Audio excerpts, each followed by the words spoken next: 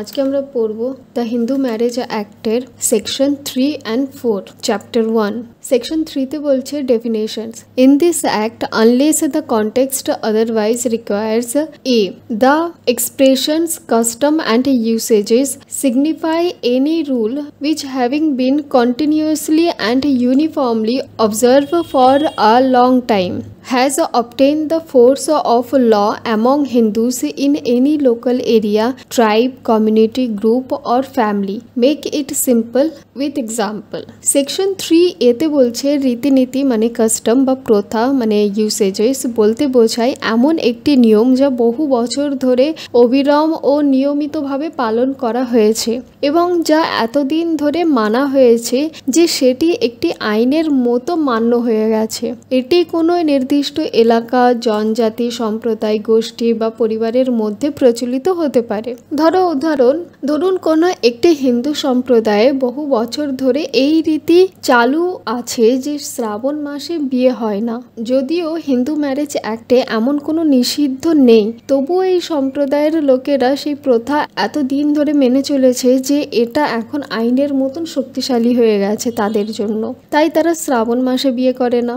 Next কি বলছে, provided that the rules is certain and not unreasonable or opposed to public policy.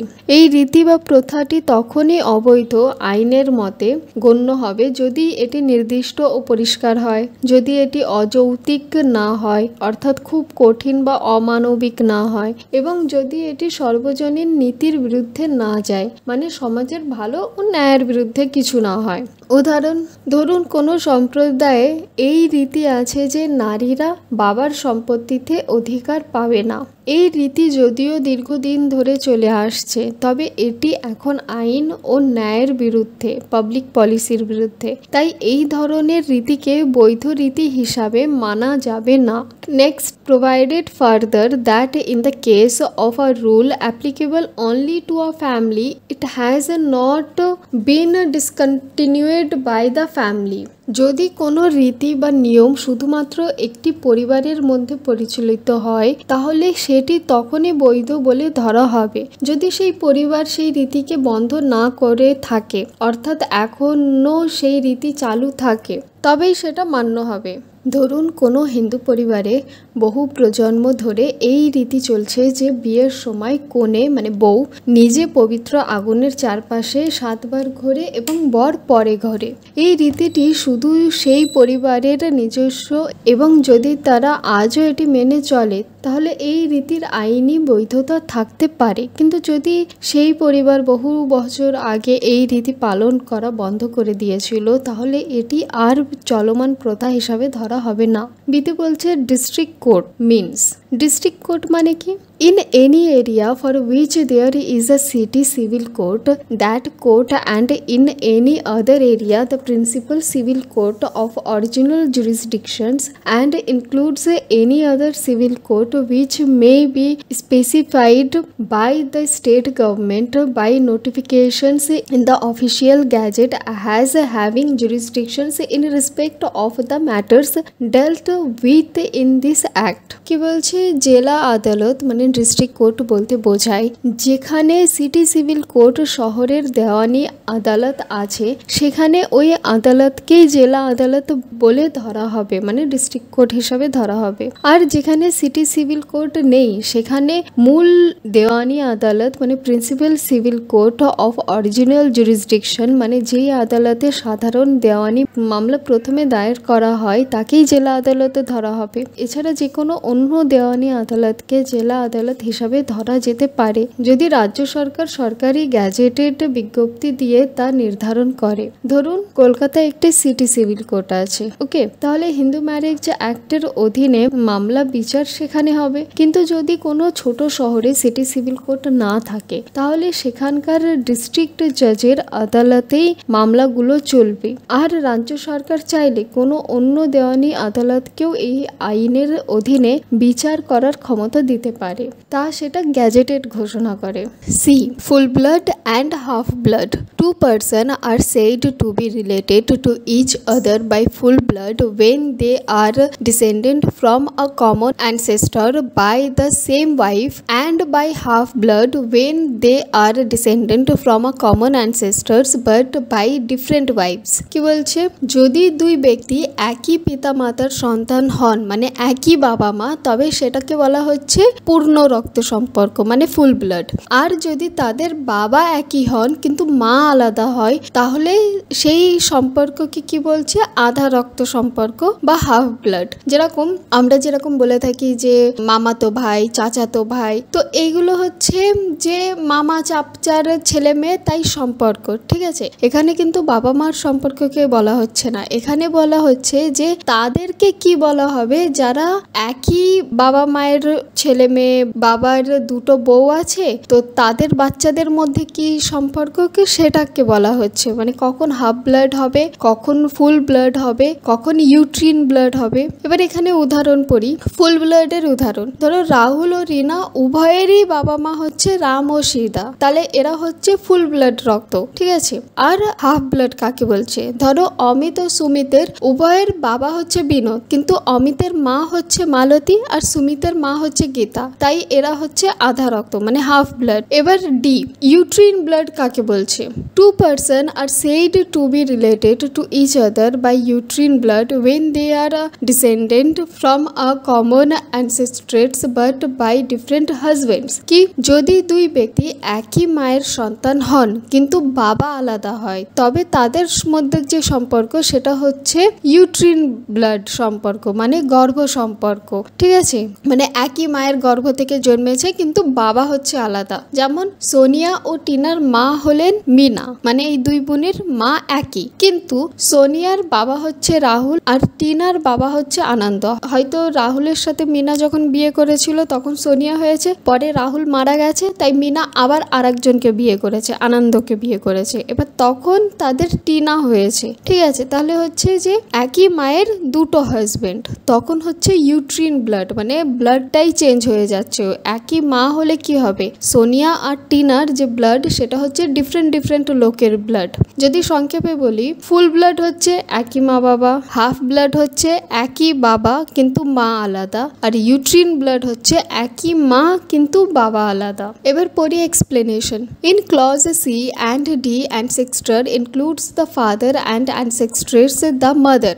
C এবং ডির ধারায় ancestors শব্দটি বলতে বোঝানো হয়েছে বাবাকে, and ancestors শব্দটি বলতে বোঝানো হয়েছে মাকে। মানে ancestor হচ্ছে বাবার ফ্যামিলির দিকে সব লোক, আর ancestors হচ্ছে মায়ের ফ্যামিলির দিকে সব লোক। অর্থাৎ যখন বলা হচ্ছে কমন ancestor, সেটা মানে একই বাবা, আর যখন বলা হচ্ছে কমন ancestors, তখন সেটা মানে হচ্ছে একই মা। উদাহরণ, ফুল ব্লাড হাফ ব্লাড সম্পর্ক বোঝাতে যখন বলা হয় কমন ancestor, তখন সেটা হবে বাবা, আর ইউট্রিন ব্লাড সম্পর্ক বোঝাতে যখন বলা হয় কমন ancestors, তখন সেটা হবে মা, ঠিক আছে। মানে মায়ের দিক থেকে হয়তো মা 3টে বিয়ে করেছে, এবার 3টে হাজবেন্ড থেকেই 3টে ছেলে মেয়ে, তাহলে তখন তারা হবে কমন ancestors। এভাবেই সেকশন 3 এর সি ও ডি ধারার শব্দগুলোকে বোঝায়। Next E, prescribe means prescribed by rules made under this act. Prescribed অর্থাৎ নির্ধারিত বলতে বোঝানো হয়েছে, অর্থাৎ এই আইনের অধীনে সরকার বা সংশ্লিষ্ট কর্তৃপক্ষ যে নিয়ম কানুন তৈরি করেছে, মানে যেই সব নিয়ম কানুন আমরা ইন্টারপ্রিটেশন করে থাকি, যেখানে যা বলা আছে, যেভাবে কিছু করতে বলা হয়েছে, তাকেই প্রেসক্রাইবড অর্থে ধরা হবে। ধরুন, আইন অনুযায়ী বিয়ের রেজিস্ট্রেশন করার নিয়ম কিভাবে হবে, কোথায় আবেদন দিতে হবে, এইসব নিয়ম যদি সরকারের তৈরি করা অধীনে মানে রুলসে লেখা থাকে, তবে সেই নিয়মগুলি প্রেসক্রাইবড রুলস হিসাবে বলা হবে। সংক্ষেপে প্রেসক্রাইবড মানে এই আইনের অধীনে তৈরির নিয়মে যেটা বলা আছে। F1 Sapinda relationship with reference to any person extend as far as the third generations inclusive in the line of ancestor through the mother, and the fifth inclusive in the line of ascent through the father, the line being traced upwards, in which case from the persons concerned who is to be counted as the first generation. তাহলে সপিন্ডা সম্পর্ক মানে সপিন্ডা relationship মানে কি হচ্ছে, মানে হচ্ছে আত্মীয়তা, ঠিক আছে। মানে কেমন আত্মীয়তা, মায়ের দিক দিয়ে ওপরের দিকে 3 প্রজন্ম মানে 3টে জেনারেশন, আর বাবার দিক থেকে 5টা জেনারেশন, এইভাবে মানে কাউন্ট হবে, ঠিক আছে, গণনা হবে। তুমি যদি এখন ল পড়ছো তাহলে তুমি নিজেকে এখন ফার্স্ট জেনারেশন ধরো, যেহেতু তুমি ল পড়ছো, হয়তো তোমার এখনো বিয়ে হয়নি, বাচ্চা হয়নি, তাহলে তুমি হচ্ছে ফার্স্ট জেনারেশন। এবার তোমার মায়ের দিক থেকে 3 জেনারেশন মানে তুমি, তোমার মা, আর তোমার মায়ের মা মানে তোমার নানি বা দিদমা যে হবে সে। এইদিকে বাবার 5 জেনারেশন মানে তুমি হচ্ছে ফার্স্ট জেনারেশন। এবার তারপরে হচ্ছে তোমার বাবা, তোমার বাবার বাবা মানে হচ্ছে গ্র্যান্ডফাদার, তার বাবা মানে গ্রেট গ্র্যান্ডফাদার, তার বাবা মানে গ্রেট গ্রেট গ্র্যান্ডফাদার, ঠিক আছে, এইভাবে। তাহলে এই 3টে আর 5টা জেনারেশন মিলিয়ে টোটাল তোমার হচ্ছে সপিন্ডার রিলেশনশিপ ধরা হবে, মানে সেম পিন্ড। সপিন্ডা মানে হচ্ছে সেম পিন্ড মানে সেম গোত্র, তাদেরকে বলা হয় যে সপিন্ডার রিলেশনশিপ। এবার এই সপিন্ডার রিলেশনশিপ কেন পড়ানো হয়, এই কারণে হিন্দু ধর্মে সপিন্ডার রিলেশনশিপ পড়ানো হয় যে মায়ের দিকে 3 প্রজন্ম আর বাবার দিকে 5 প্রজন্ম, এই পুরোটা মিলিয়ে যে সপিন্ডার রিলেশনশিপ মানে সেম গোত্র বা সেম পিন্ড যে তৈরি হচ্ছে, এর মধ্যে তোমরা কি কি করতে পারবে আর কি কি করতে পারবে না। যেরকম বিয়ে তোমরা এই সেম গোত্রের মধ্যে হিন্দুদের মধ্যে হয় না, ঠিক আছে। তাহলে এই কারণে সপিন্ডার রিলেশনশিপ পড়ানো হয়। এবার উদাহরণে বলি, ধরুন আপনার নাম অর্পিতা, মায়ের দিক থেকে 3 প্রজন্ম মানে আপনি অর্পিতা ফার্স্ট জেনারেশন, আপনার মা সেকেন্ড জেনারেশন, আপনার নানি মায়ের মা থার্ড জেনারেশন। তাই আপনি ও আপনার নানির সম্পর্কে সপিন্ডা সম্পর্ক। এবার বাবার দিকের 5 প্রজন্ম মানে আপনি, আপনার বাবা, আপনার দাদুর বাবা, তারপরে হচ্ছে আপনার দাদুর বাবার বাবা। তাহলে এই 5 প্রজন্মের মধ্যেও কেউ থাকলে তাদের সাথে আপনার সপিন্ডা সম্পর্ক থাকবে। বিশেষ কথা, হিন্দু বিয়ে আইনে সপিন্ডা সম্পর্কের মধ্যে বিয়ে নিষিদ্ধ যদি না এমন সম্পর্ক রীতি বা প্রথা অনুযায়ী অনুমতি দিত। 2তে কি বলছে, 2 persons are said to be subindas of each other is one is a lineal ascendant of the other within the limits of subinda relationship, or if they have a common lineal ascendant who is within the limits of subinda relationship with reference to each of them। কি বলছে, দুইজন মানুষকে সপিন্ডা বলা হয় যদি একজন অপরজনের সোজাসুজি পূর্বপুরুষ মানে উপরের দিকে যে প্রজন্ম থাকে আত্মীয় হন এবং তার সপিন্ডা সীমার মধ্যে পড়ে, মানে মায়ের দিক থেকে 3 প্রজন্ম, বাবার দিক থেকে 5 প্রজন্মের মধ্যে, অথবা দুজনারই একজন পূর্বপুরুষ মানে কমন লিনিয়ার অ্যাসেন্ডেন্ট থাকেন। যদি উভয়ের সাথেই সপিন্ডা সম্পর্ক সীমার মধ্যে পড়ে, যেমন আপনি আর আপনার মায়ের মা মানে নানি আপনার পূর্বপুরুষ এবং মায়ের দিক থেকে 3 প্রজন্মের মধ্যে, তাই আপনি এবং নানি হচ্ছেন সপিন্ডা। আর 2 বলছে আপনি আর আপনার দাদাতো ভাই মানে প্যারেন্টাল কাজিন, আপনার দুজনেরই কমন পূর্বপুরুষ হলেন আপনার দাদা ঠাকুরদা। যদি সেই পূর্বপুরুষ 5 প্রজন্মের মধ্যে পড়েন তাহলে আপনারা একে অপরের সপিন্ডা। যদি দুজন ব্যক্তি সপিন্ডা সম্পর্কের মধ্যে পড়েন তাহলে তারা হিন্দু ম্যারেজ অ্যাক্টের অধীনে একে অপরকে বিয়ে করতে পারবেন না, যদি না তাদের সমাজ বা সম্প্রদায়ের এরকম বিয়ে করার অনুমতি থাকে। জিতে কি বলছে, degrees of prohibited relations 2 persons are said to be within the degrees of prohibited relationship। তাহলে ডিগ্রিজ অফ প্রহিবিটেড রিলেশনশিপ বলতে নিষিদ্ধ আত্মীয়তার মাত্রা বলতে বোঝানো হয় যে 2 ব্যক্তি যদি এমন ঘনিষ্ঠ আত্মীয় হন যাদের মধ্যে বিয়ে করা আইনত নিষিদ্ধ মানে হিন্দু ম্যারেজ অ্যাক্ট অনুযায়ী সেটা বিয়ে করা যাবে না, তাহলে বলা হয় তাদের প্রহিবিটেড রিলেশনশিপ মানে কোনোভাবেই সম্ভব না, এদের মধ্যে মানে পুরো সপিন্ডা রিলেশনশিপ আছে। তাহলে কি কি হবে সেগুলো, যদি দুজন ব্যক্তি নিষিদ্ধ আত্মীয়তার মধ্যে পড়বেন যদি একজন অপরজনের মা বা বাবা হন, মানে তুমি এখানে আগেই বলবে যে হ্যাঁ মা বাবার সাথে তো কেউ এমনিও বিয়ে করে না, তাই তো, মানে আমি মেয়ে নিজের বাবার সাথে বিয়ে করব, অবভিয়াসলি না, এটা কোনোভাবেই সম্ভব না। কিন্তু এখানে মা বাবা বলতে শুধুমাত্র যে নিজের মা বাবা বলা হয়েছে তা কিন্তু নয়। ধরুন এখন আমার যে বাবা সে মারা গেছে, এবার আমার মা অন্য কাউকে একজনকে বিয়ে করেছে, তাহলে সেও হচ্ছে সম্পর্কে আমার বাবাই হচ্ছে, কিন্তু সে কি আমার নিজের বাবা না। তাহলে এখানে হচ্ছে স্টেপ ফাদার। তাহলে এই আইনে বলেছে যে মা বাবা সম্পর্ক প্লাস যে আমার স্টেপ ফাদার হবে, তাই আমি নিজের বাবাকে বিয়ে করতে পারবো না। নট অনলি নিজের বাবা, এখানে স্টেপ ফাদারকেও বলা হয়েছে। তারপরে বলছে দাদা দাদি নানা নানি সেম, মানে আমার স্টেপ দাদা দাদি বা স্টেপ নানা নানি আমি বিয়ে করতে পারবো না, নিজের নানা নানিকেও কোনোভাবে বিয়ে করতে পারবো না। তারপরে বলছে ভাই বা বোন। এবার এখানে বলছে সম্পূর্ণ আধা রক্ত গর্ভ সম্পর্ক, মানে full blood, half blood and uterine blood, কোনোভাবেই ভাই বোনকে বিয়ে করা যাবে না। যেমন হচ্ছে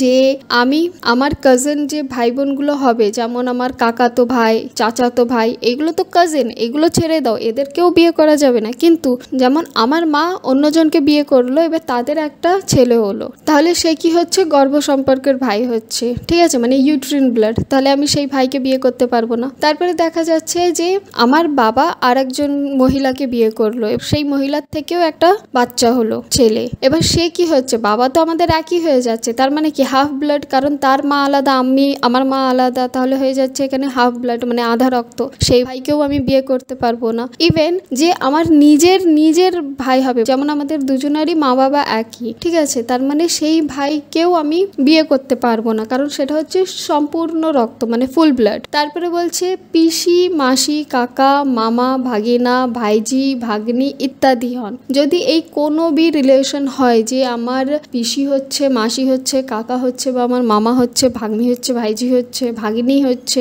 এইসব সম্পর্কেও হিন্দুর মধ্যে বিয়ে করা নিষিদ্ধ। কি পূর্বপুরুষই কমন অ্যানসেস্টর থেকে এদের সম্পর্ক গঠিত হয়। ফাইন। উদাহরণে কি বলছে, আপনি আর আপনার ভাই, ওকে, নিষিদ্ধ আত্মীয়তা মানে প্রহিবিটেড রিলেশনশিপ, বিয়ে করা আইনিত ওকে। তারপরে বলছে আপনি আর আপনার চাচাতো ভাই, সেম, যদি সেই সম্পর্ক সাপিন্ডা বা প্রহিবিটেড ডিগ্রির মধ্যে পড়ে তবে বিয়ে নিষিদ্ধ, যদি না আপনার রীতি অনুযায়ী অনুমতি থাকে, মানে এটা মুসলিমের ক্ষেত্রে বলছে, ঠিক আছে, কিন্তু হিন্দুতে কোনোভাবেই পসিবল না। হিন্দু ম্যারেজ অ্যাক্টের ধারা সেকশন 5 এর সাবসেকশন 5 পয়েন্ট অনুযায়ী যদি পাত্র পাত্রীর মধ্যে প্রহিবিটেড রিলেশনশিপ থাকে তাহলে বিয়ে অবৈধ মানে ভয়েড হবে, যদি না তার এমন কোনো সম্প্রদায়ের সদস্য হন যেখানে ওই সম্পর্কের বিয়ে রীতি অনুযায়ী বৈধ, মানে হচ্ছে যে যেখানে মুসলিমদের মধ্যে মামাতো ফুফুতে ভাই বোনদের মধ্যে বিয়েটা হয়, ঠিক আছে,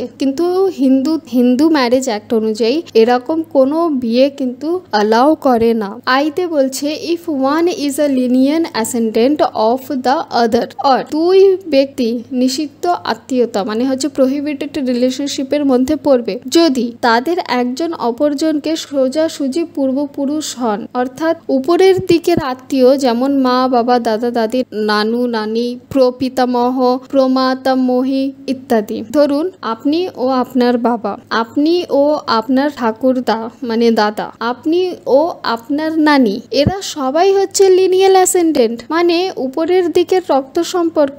এই ধরনের সম্পর্কের মধ্যে বিয়ের সম্পূর্ণভাবে নিষিদ্ধ। আমি জানি এটা তোমরা বোঝোনি, তোমাদেরকে বোঝাচ্ছি। ধরো আমার বাবা আছে, আমার বাবার তো আর একটাও ভাই আছে, ঠিক আছে, এবার সেই ভাইয়ের আর আমার বাবার মানে আমার কাকার আর আমার বাবার যে বাবা আছে সে একটাই বাবা, ঠিক আছে, তারও তো আবার আলাদা ভাই আছে। এবার তার আলাদা ভাই আছে মানে তার আবার দুটো, ধরে দেখা যাচ্ছে দুটো ছেলে মেয়ে আছে, বা তার দুটো ছেলে একটা মেয়ে আছে। এবার তাদের যে ফ্যামিলি ট্রি হবে সেই ফ্যামিলি ট্রির সাথে আর আমার ফ্যামিলি ট্রির সাথে যদি আমি ম্যাচ করি তাহলে দেখা যাচ্ছে যে ওদের ফ্যামিলি ট্রির এরকম দাদু দাদু দাদু আর আমার ফ্যামিলি ট্রির দাদু দাদু দাদু একটা 5th জেনারেশনে গিয়ে দাঁড়াচ্ছে। তাহলে এটা হিউজ ফ্যামিলি ট্রি। তাহলে সেখানেও মানে এত দূর সম্পর্কেও আমি সেটা অলমোস্ট আমার কাজিনই হচ্ছে, তো আমি তাদের সাথেও বিয়ে করতে পারবো না। তারপরে বলছে লিনিয়াল অ্যাসেন্ডেন্ট মানে যিনি আপনার আগে প্রজন্মে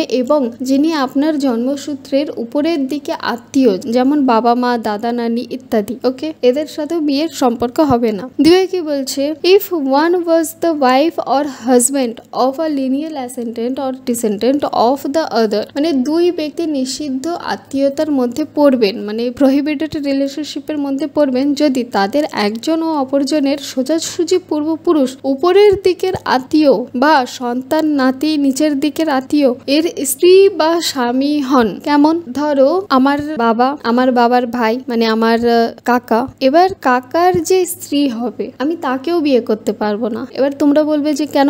স্ত্রী তো মানে আলাদাই মানে রিলেশন থেকে আসছে, আলাদাই জায়গা থেকে আসছে, সে তো পুরো এই বংশের কোনোভাবে মানে সম্পর্কিত না। কিন্তু যেহেতু সেই স্ত্রীটা আমার কাকার সাথে বিয়ে করছে, তার মানে সে কি হচ্ছে? আমার কাকি হয়ে যাচ্ছে। তাহলে আমি আমার কাকিকে বিয়ে করতে পারবো না। সেম যদি আমার মাসি থাকে, মানে আমার মায়ের দিক দিয়ে, আমার মায়ের বোন মাসি, ঠিক আছে, মাসি যাকে বিয়ে করছে সে পুরো ফ্যামিলি ট্রির মধ্যে কোনোভাবে জড়িত না। তাহলে সে যে মেসো হচ্ছে আমার, সেই মেসো যেহেতু মাসিকে বিয়ে করছে তবে সে আমার মেসো হচ্ছে। সেই কারণে আমি আমার মেসোকেও বিয়ে করতে পারবো না। মানে যেমন আমি বলেছিলাম যে আমি আমার স্টেপ ফাদারকে যেমন বিয়ে করতে পারবো না, এক্স্যাক্টলি সেরকমই যখন আদার সাইডের লোকরা আমার ফ্যামিলির মধ্যে বিয়ে থাওয়া করে নিচ্ছে তখন সেও আমার ফ্যামিলি ট্রির মধ্যে চলে আসছে, তো আমি তাকেও বিয়ে করতে পারবো না। এটা বলছে হিন্দু নিয়মে। মানে অনেক জায়গায় হয় না যে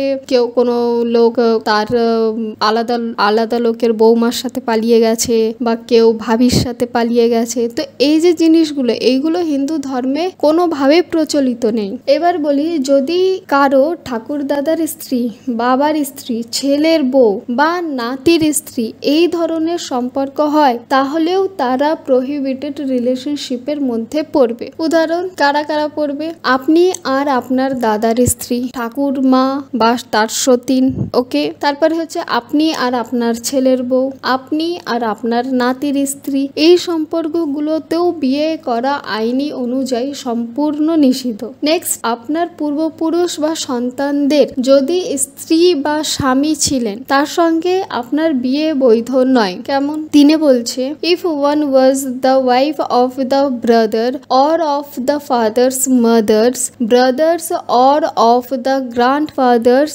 or grandmother's brother of the আদার। আমি জানি তোমরা বোঝনি, কিন্তু যদি আমি এটাকে এইভাবে বোঝাই যে কোন কোন রিলেশনে বিয়ে করা সম্ভব না, কি?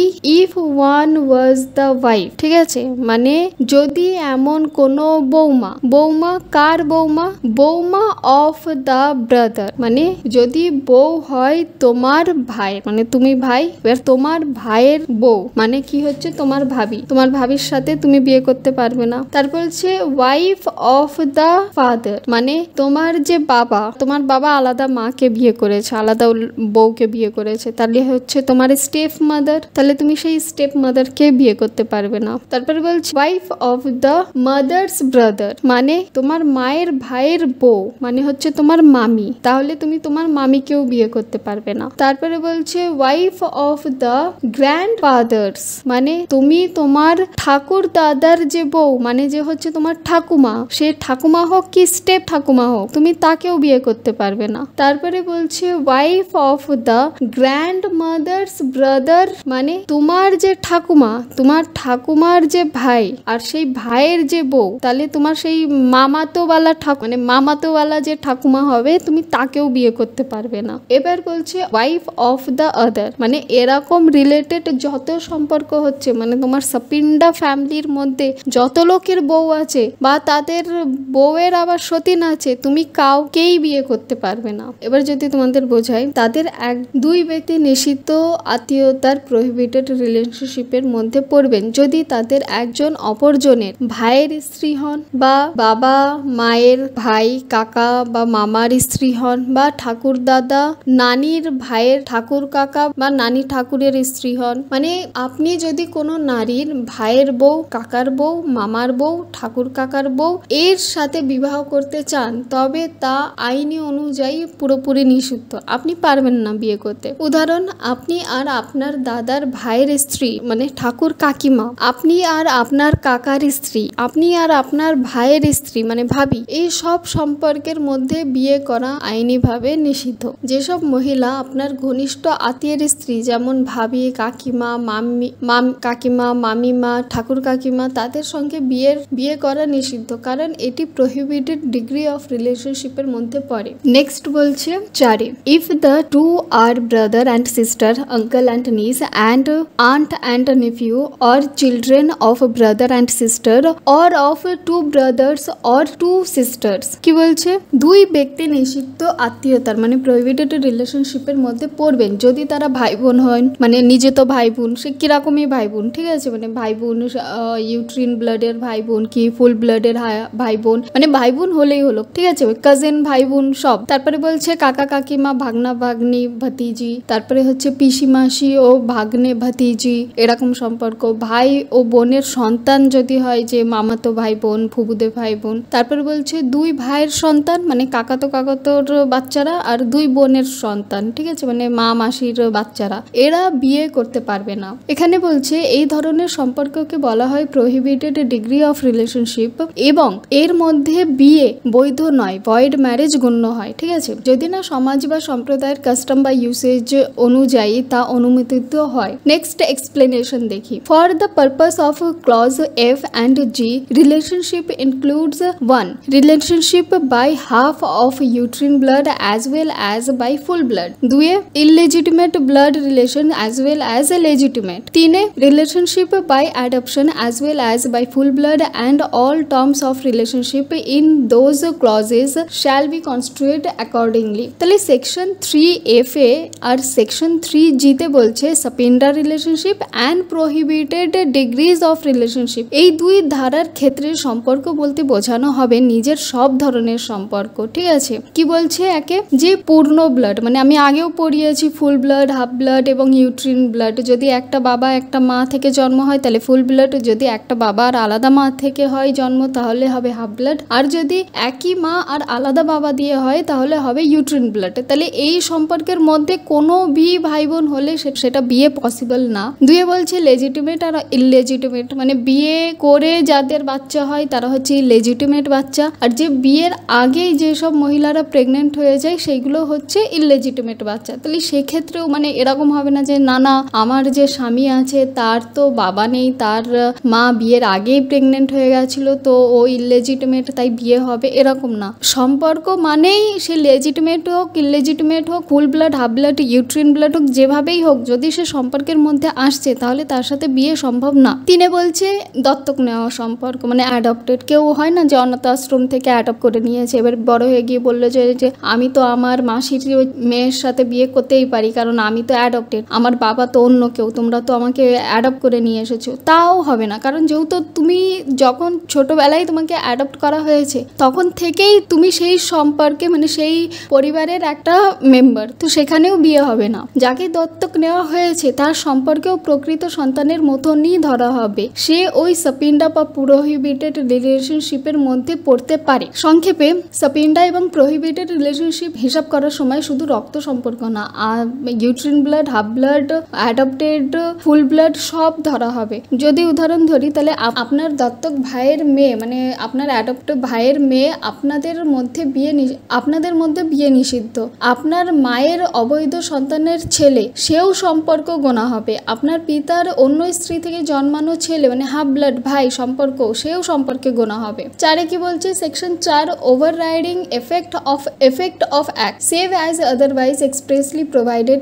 In this act any text rule or interpretations of a Hindu law or any custom or usage as a part of that law in force immediately before the commencement of this act shall to have effect with respect to any matter for which provisions is made in this act. এই আইনে স্পষ্টভাবে অন্য কিছু বলা না থাকলে এই আইন চালু হওয়ার আগে হিন্দু আইনে যেসব গ্রন্থের নিয়ম যেমন ধর্মশাস্ত্র স্মৃতি এইগুলো যে ছিল, আইনের ব্যাখ্যা রীতি ও প্রথা মানে কাস্টমারি ইউসেজ এইগুলো চলাচল ছিল, তাদের সব এই আইনের অধীন গুরুত্ব হারাবে। যেসব বিষয়ে এই আইনে স্পষ্ট নিয়ম আছে, মানে মোট কথা কি বলছে যে হিন্দু ম্যারেজ অ্যাক্টে এখন যেই সব নিয়মগুলো লেখা রয়েছে এই অ্যাক্ট ল অনুযায়ী সেই নিয়মই হচ্ছে এখন বর্তমানের আসল হিন্দু নিয়ম। এবার এর আগে যে সতীদাহ প্রথা ছিল বা অন্য কিছু ছিল বা বহু বিবাহ ছিল হিন্দুদের মধ্যে সেইগুলো এখন কিন্তু নেই। তো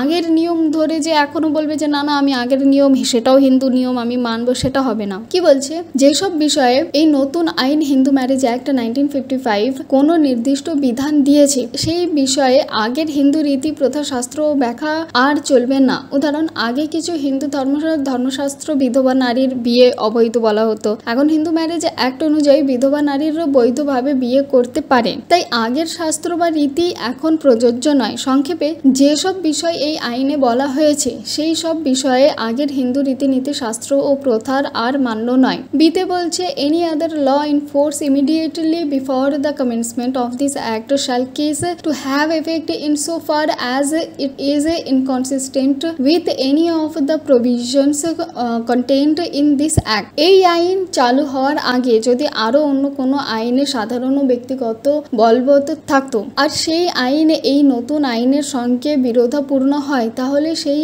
আগের আইন যেখানে যেখানে বিরোধ আছে সেখানে আর চলবে না। অর্থাৎ হিন্দু ম্যারেজ অ্যাক্টের 1955 এর কোনো ধারা যদি আগের কোনো আইনের সঙ্গে মিল না খায় তাহলে এই অ্যাক্টের ধারা কার্যকর হবে আর আগের আইন সেই অংশে বাতিল হয়ে যাবে। মানে আমি আগে যেটা বললাম সেটাই। উদাহরণ, আগে ধরা যাক কোনো পুরনো আইনে অনুযায়ী একজন হিন্দু পুরুষ একাধিক বিবাহ করতে পারতেন। এখন হিন্দু ম্যারেজ অ্যাক্ট 1955 এর সেকশন 5 অনুযায়ী একজন পুরুষ বা নারী একটি মাত্র বৈধ বিবাহ অনুমোদিত, মানে একটি মাত্র বিয়ে করতে পারবে। তাই আগের সেই আইন বা রীতি এখন এই বিষয়ে কার্যকর নয়, কারণ এই অ্যাক্ট আর মান্য করে না। সংক্ষেপে যদি বলি, এই আইন চালু হওয়ার আগে অন্য কোনো আইন থাকলেও যদি তা হিন্দু ম্যারেজ অ্যাক্টের ধারা বা নিয়মের সঙ্গে মেলে না, তাহলে হিন্দু ম্যারেজ অ্যাক্টের এই নিয়ম প্রাধান্য পাবে।